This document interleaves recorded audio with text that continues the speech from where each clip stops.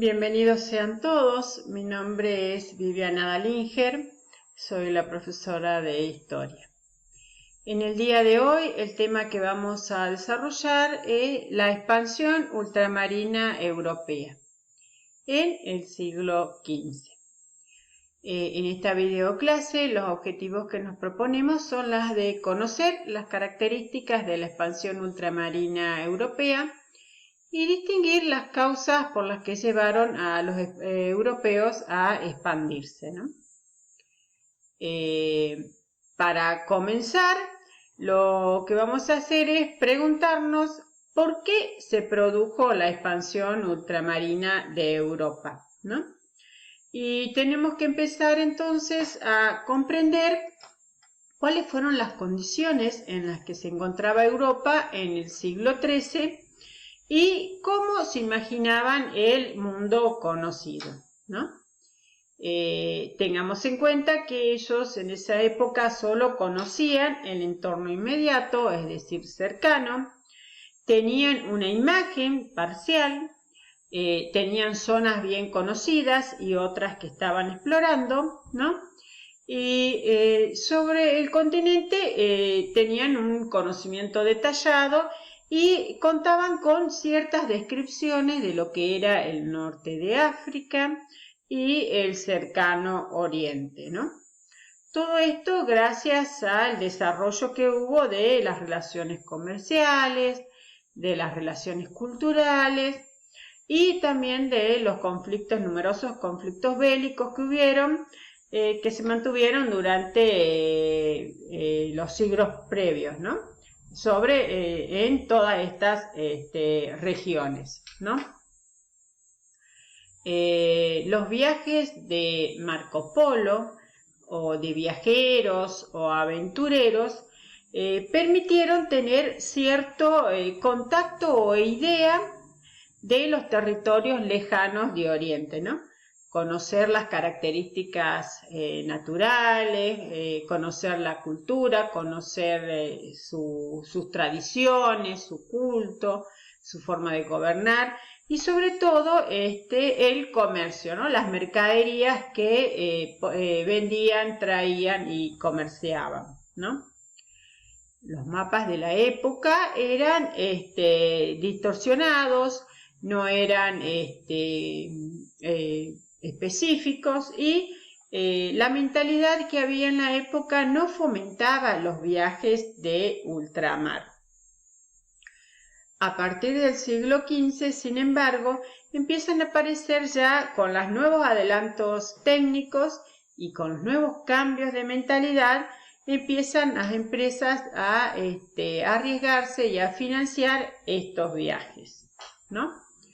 Tengamos en cuenta que los turcos habían bloqueado Constantinopla, es decir, que la ruta de la seda estaba cerrada, por lo que no se podía conseguir determinadas mercaderías como especies, sedas, porcelanas.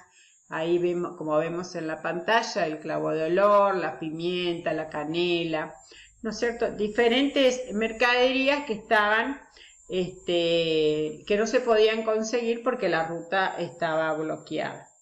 Es así que era necesario descubrir nuevas rutas,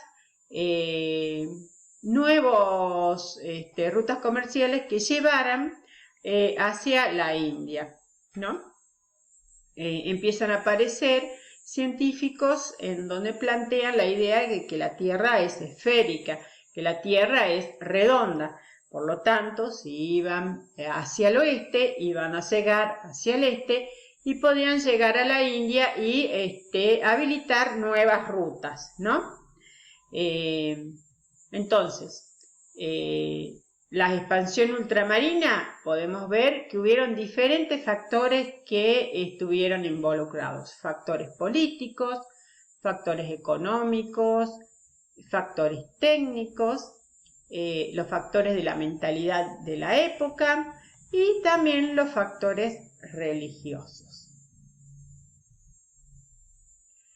Bueno, Para analizar los factores políticos tenemos que hablar de la unificación territorial, ¿no? Estos reyes o monarcas que querían también expandir sus dominios, ¿no? La rivalidad que había entre la rivalidad política y económica, los nuevos estados nacionales que permitieron o impulsaron la expansión.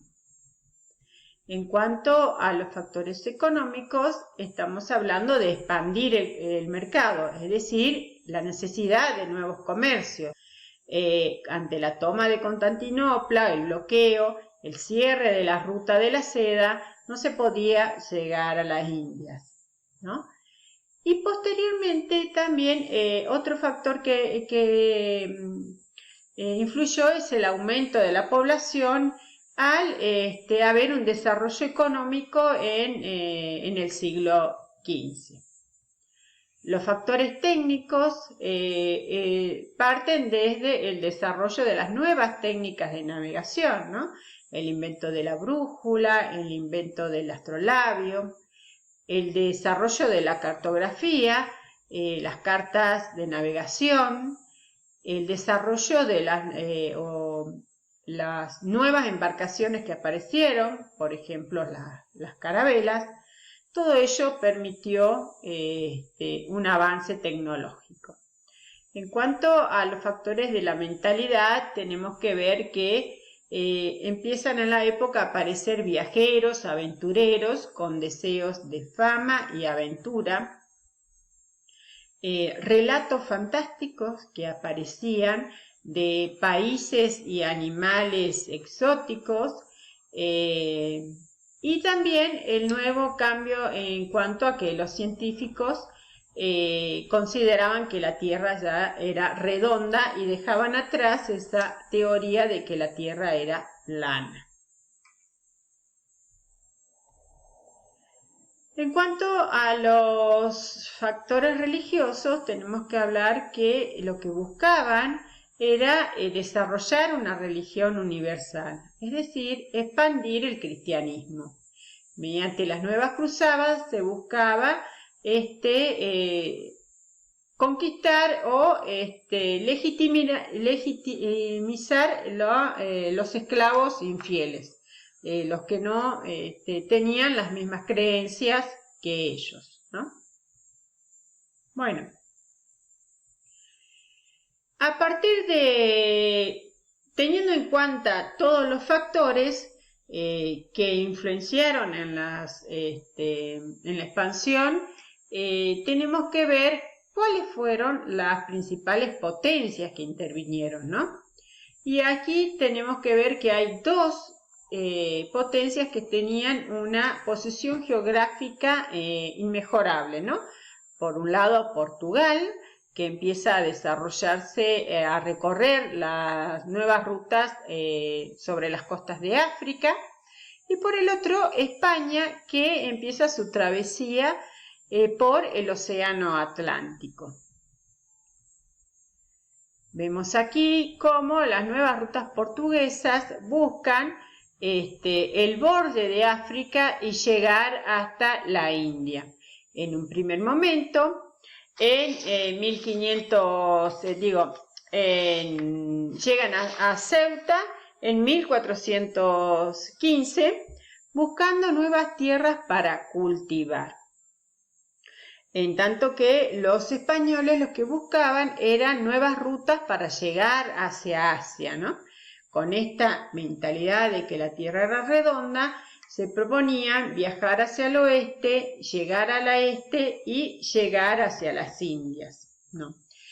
Es así que los reyes católicos empiezan a apoyar las ideas de Cristóbal Colón, a financiar este viaje, y en 1492 parten de Puerto de Palos Colón con 90 tripulantes a bordo, ¿no? Parten desde allí la Niña, la Pinta y la Santa María. Ese año, el 12 de octubre, llegan a las tierras a la isla de Guanahari. y donde termina Colón bautizándola como las tierras de San Salvador, ¿no? Colón también realizó posteriormente 3 viajes más. Uno en 1493, su segundo viaje, su tercer viaje en 1498 y el último y cuarto viaje en 1502. Colón creía que había llegado y había descubierto varias islas que rodeaban a las Indias. No tenía la idea de que había descubierto un nuevo continente. Ahora bien, ¿por qué se llama América? Nuestro continente americano recibe este nombre gracias a Américo Vespucio. Este navegante consideraba, o en realidad confirmó, que lo que se había descubierto era un nuevo continente, y no islas de la India, sino un nuevo continente. En 1507 él propone denominarlo a este nuevo continente como el Nuevo Mundo. Más adelante, posteriormente, lo terminan llamando América en honor justamente a Américo Vespucio. Bueno, para terminar esta clase, este tema, vamos a realizar unas actividades que les dejo, partiendo de un primer punto en donde dice, sintetiza en un cuadro o en un esquema, pueden hacerlo, los medios, las causas económicas y los motivos políticos que llevaron a la expansión.